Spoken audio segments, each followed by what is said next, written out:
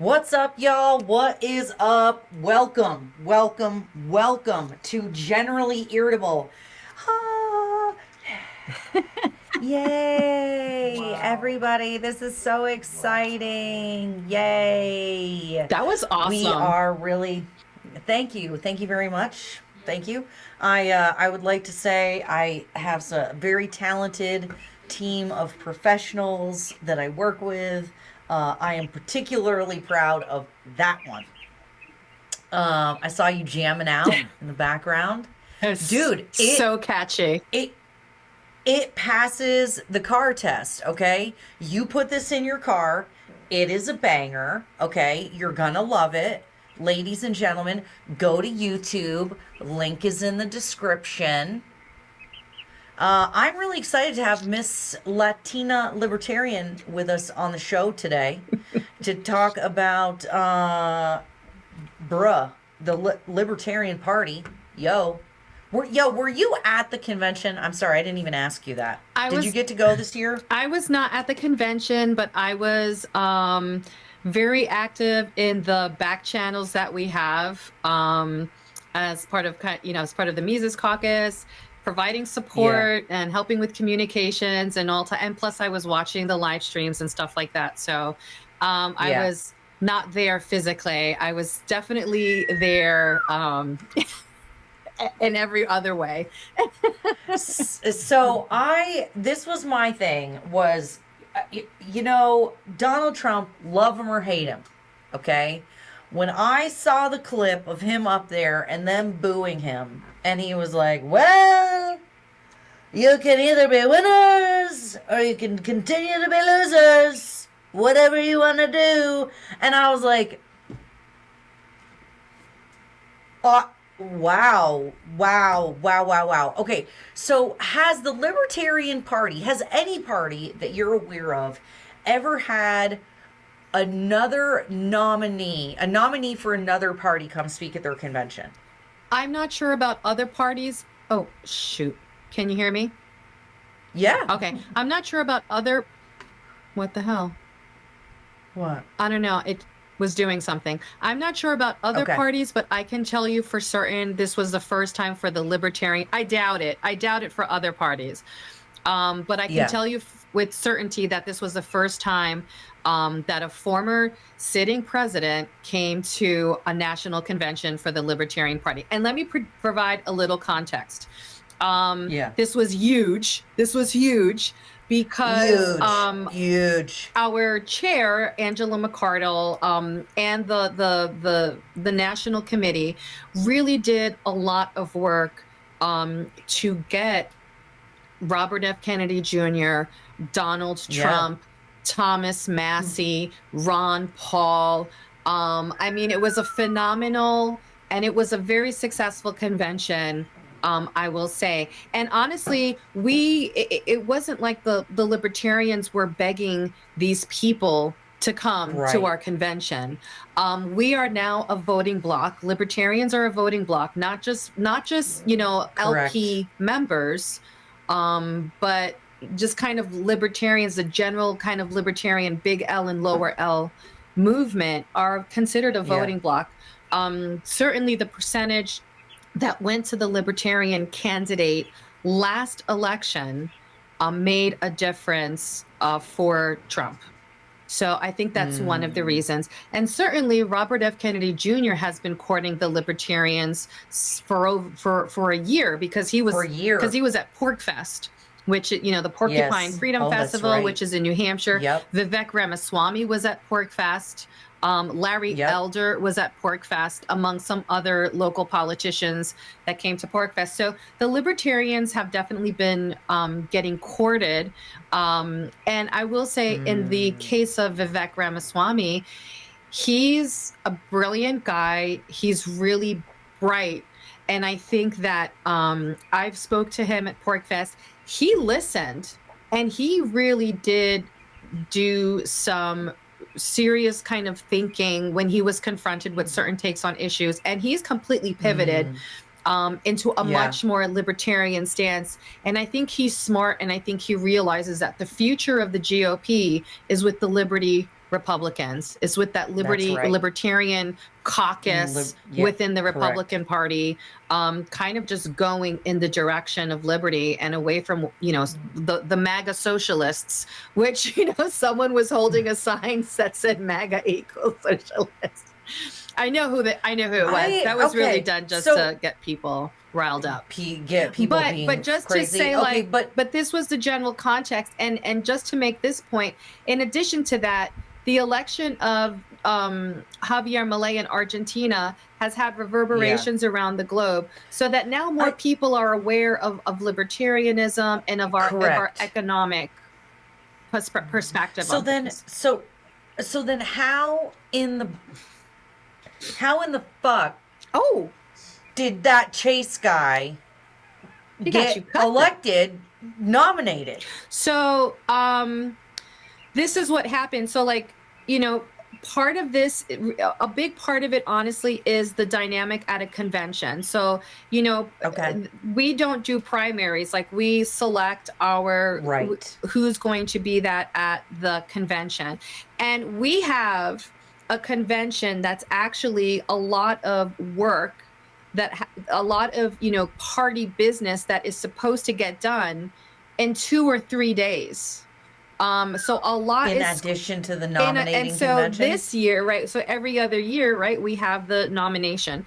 So clearly you have, there's a large segment of the liberty movement that is represented in the Libertarian Party through the Mises Caucus. That was one of the great successes of our convention 2 years ago. Was we brought, you know, we call it the Reno Reset, where there was just this huge void of libertarian principles, and those certainly that were based on sound economic policy, like Austrian economics, and so the Mises Caucus came out really out of the Ron Paul revolution and kind of representing this particular brand of libertarianism, like the libertarian wing of the Libertarian Party, basically. And so we were able to successfully, like, get the party. COVID played a big role because the former regime was just bootlicking, you know, just what the powers that be with the lockdowns and with the masking and all of that. But that segment of the party,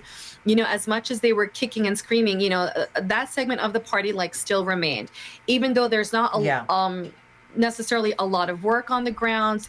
They were sabotaging a lot of things through those 2 years on the state level and on the national level. I mean, there's been fraud, there's been theft.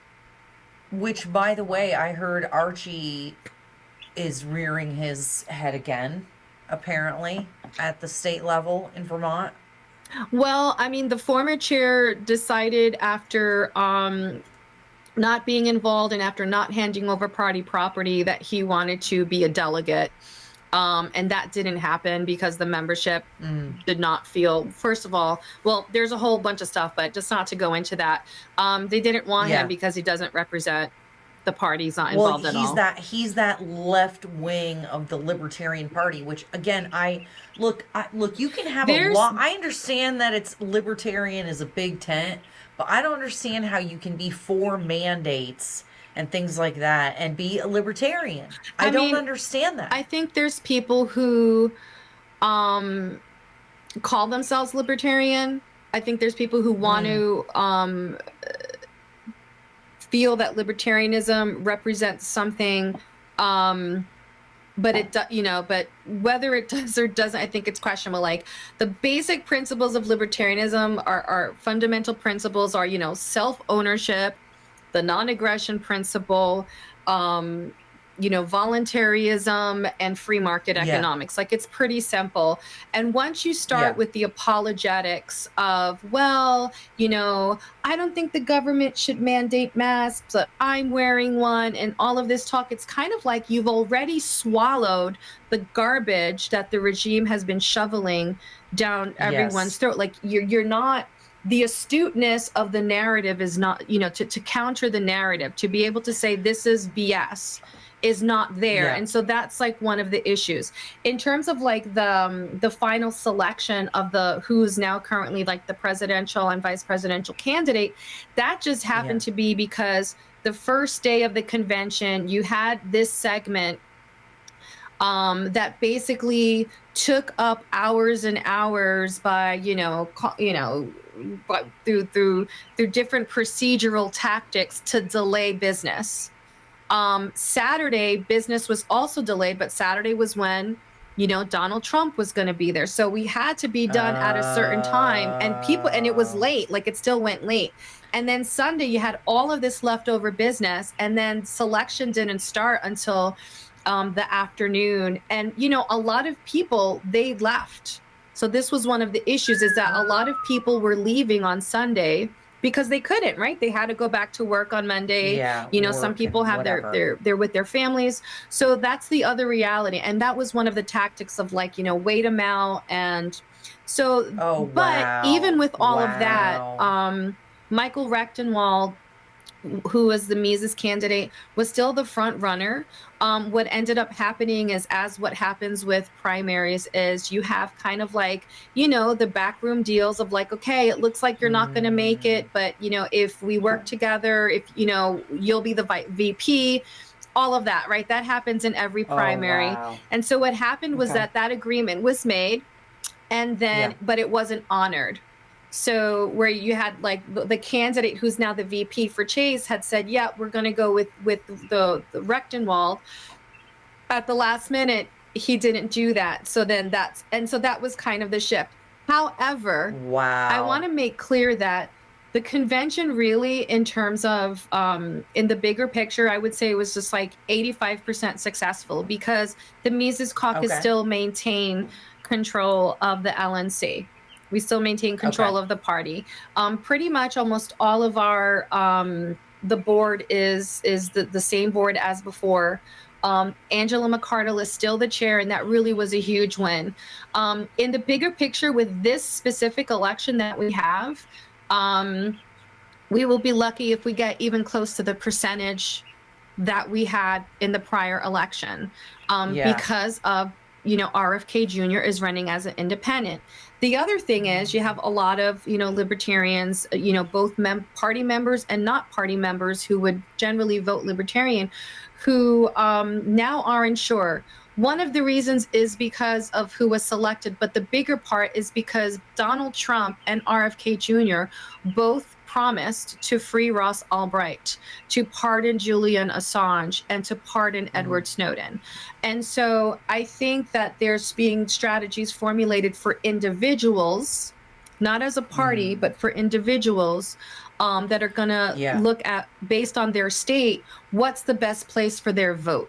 Now, some people are Well, going to like, vote yellow no matter what. Like, they don't care, and that's going to right. be. But the momentum, Or if they're leftists as well. right, and some that recruitment might happen. But I think the Yeah. disaffected Democratic voter is going to go with RFK Jr. And I RFK. think, the people Well, that and are like Dave Smith already came out and said he was going to be voting for Trump. A bunch of big libertarians were like, I'm voting for Trump. and the reason So, for that is because he promised to free Ross Ulbricht right. Yeah. and the other Yeah. stuff. And not only that, he also promised to put libertarians in his cabinet. Yep. And so, I mean, Yep. that's really big. And I have to say, there's a lot of clips and stuff that have been shown about Trump's speech. But overall, it was generally very well received. And the contentious, the contentious people that were there that were booing him is kind of that same segment of people that were determined to just the Chase people. kind of, well, Yeah. I don't want to say that, because I don't think he was disrespectful, but certainly a segment that they have TDS basically, and no matter what the situation was, they were going to do that. So Yeah. Did they boo RFK too? I don't think so. I'm like, would we have heard about it? It's possible, like, but to be fair too, RFK's speech was much better prepared.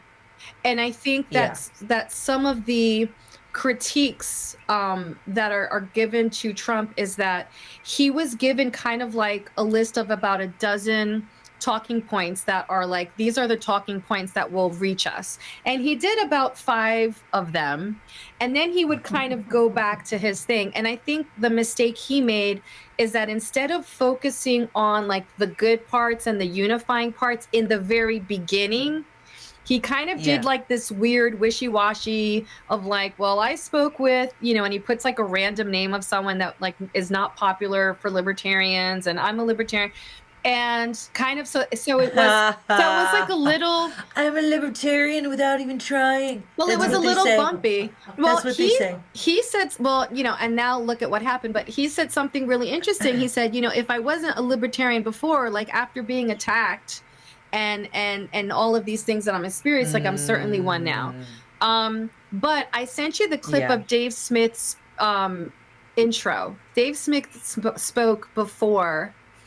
Do you have that? Can you play that? Because it's really great. He did an intro right before Trump. He spoke to the crowd, and while I put it in the messenger, and while it's about a 3-minute clip, but I'm going to give you the backstory of what happened. So the libertarians were active in their convention, and the MAGA folks were filling up, right? They bought their tickets. Now, the first few rows were saved for the delegates. And what ended up happening is because the convention was running over, some of the Trump supporters started sitting in those front rows. So what happens is now you have delegates that start to show up and their seats are taken. So there was like a big situation of like, now you have to tell like all of these people that they have to move, and they've been waiting. And so there was a little bit of contention, but the communications folks and the volunteers, they dealt with it, and they managed it. But there was already kind of a little bit of tension there. So then Dave Smith comes on, and he kind of is like, yeah, this is good. Yeah, okay, you got it? Yeah. Tells the this is good. Okay. He gives a message to both sides, and I think he did a beautiful job at kind of. He really did. Trying to bring everyone together and focus on telling everybody to stop being an idiot. Well, I think part of it is like words. We're all there. You go. We're all here for a reason. You know what? Okay, listen. There's broadly speaking, I think, 2 groups of people here. I don't know. Members of the Libertarian Party. We have to make sure we don't get copyright strike.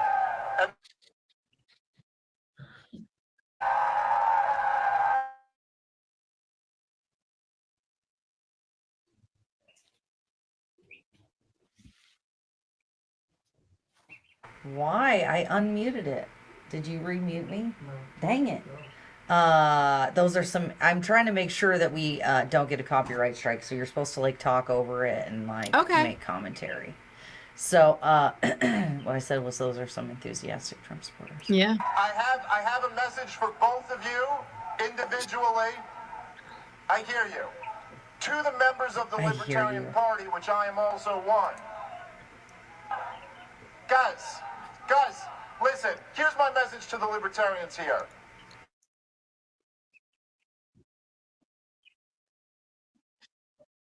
President is here to talk to you. Wait, why is it playing on the computer?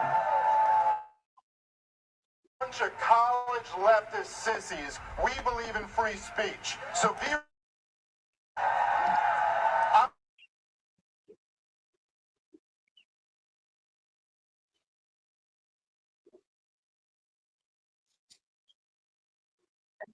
I love that.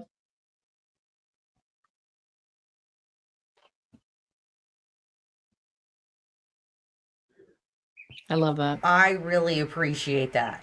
I will say, I mean, sometimes the Libertarian Party, I have to, oh man, a fly just landed in my kombucha. Oh. Bruh. That's the protein they want you to eat, Erica. Get ready. I better eat the bugs. Yeah. Yep, I'll saute them up with some seasoning salt, little Old Bay. Little Old Bay. Yeah, with insects, do you go more like seafood or more like red meat? Like, I don't know how that would work. That's a good question. Is it white meat or Is it white red meat? It's green meat. Okay. Here's what I'm saying. I prayed today. I said, Lord Jesus, please don't let the rapture come in my lifetime. Thank you. Well, actually, if it's the rapture, then I guess it's fine. The apocalypse is what I don't want to have happen. You know, the deep fried sushi roll rats. Oh, stop it. I was like, that is clearly not real. Okay. They don't even take the hair off of it.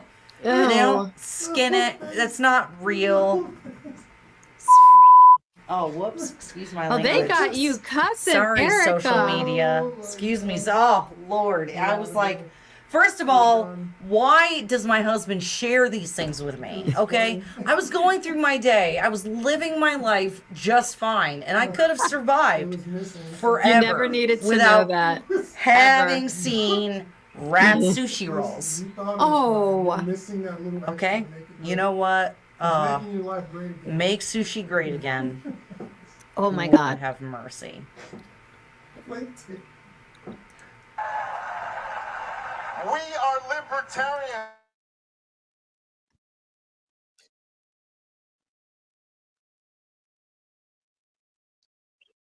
Amen.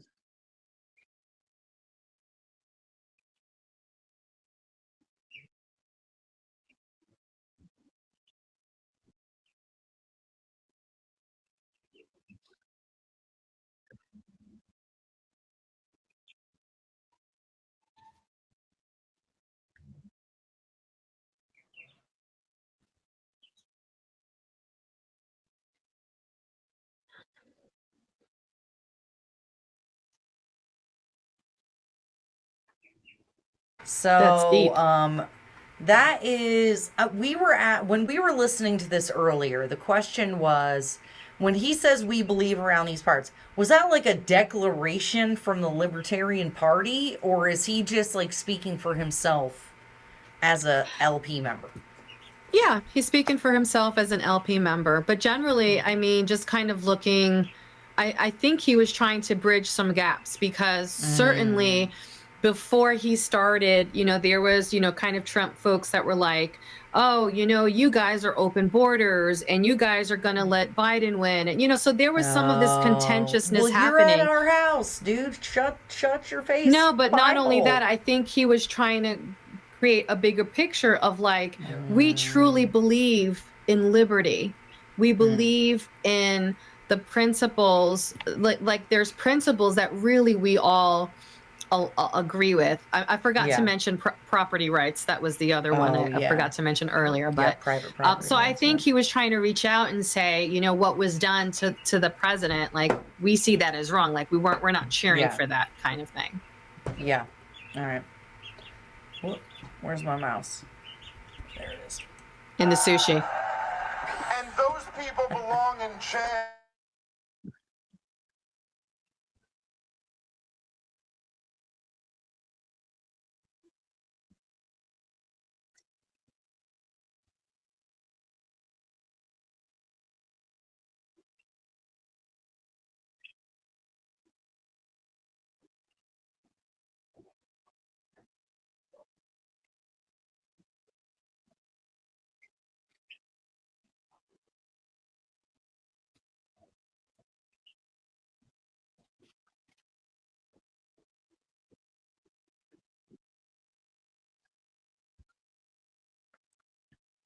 Lock them up. Lock them up. Here's my question, though. Are they actually going to do it? Because Donald Trump swore up and down, I'm going to drain the swamp. Lock her up. Lock her up. And then the swamp got bigger. Bruh, I'm telling you. This is what... Why would I believe that anything is going to be different this time? Right. I don't know. And I don't know if he's had a come to Jesus moment with all of the stuff that's happening. And now with this conviction, I think the sentencing is in July.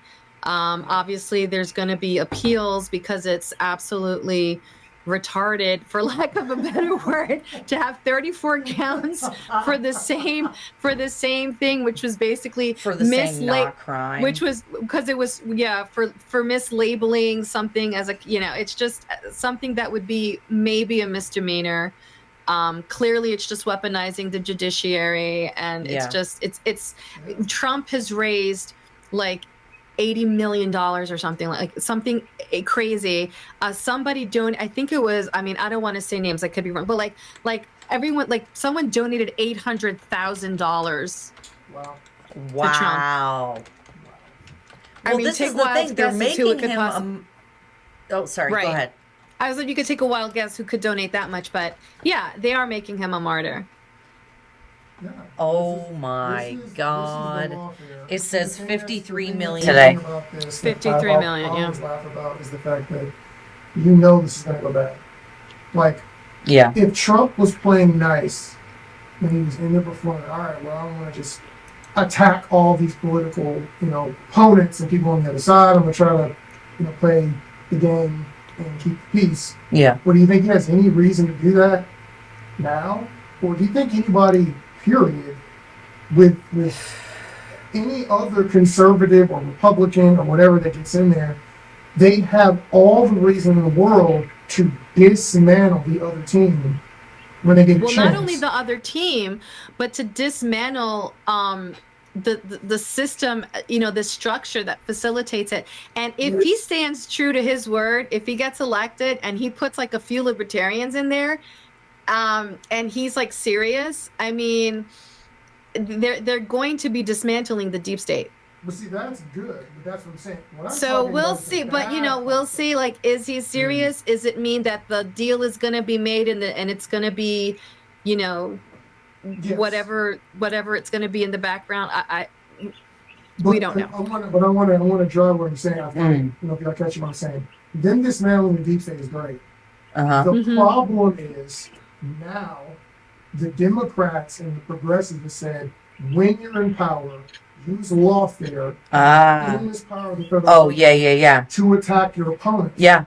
And that's terrible. Like, this is but they've not set a good. precedent now. Well, now we're a Because- banana republic officially.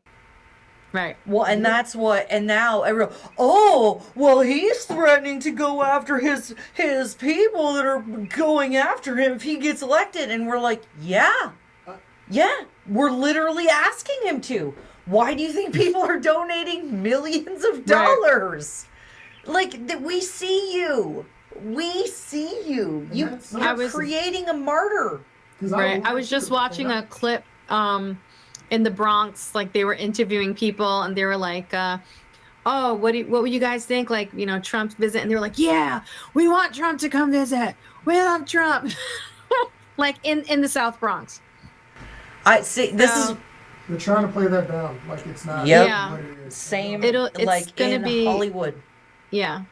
Our friend Siaka, what was he, the chair of the Republican Party of LA or something? Anyway, there was like a whole Trump parade. Yeah. And I'm like, no, Wow. we didn't see, I didn't see any footage of any Trump parade in Hollywood, okay? When did that happen? And so they're suppressing this stuff. Right. Well, I mean, if you get your news on corporate media, I don't call them mainstream media. I think we're the mainstream media. I think the alternative, the podcasts, the social, I think that's mainstream media now because that's where people are getting the information. But the corporate media, obviously, they're just going to keep hiding it. And I mean, the other thing too is, part of this is like the distraction, like the case, because didn't Biden just like okay for Ukraine to like go into Russia or something like this? Like, there's all types of stuff that are happening as well, like at the same time that they're not talking about. And that's how much of this is just a distraction from the warmongering that's happening around the world. So, Right. Laws are passing in the bathrooms right now. yep. One of our viewers, Owen, said the left are loonies. It's true. Luna. There's a lot of loonies.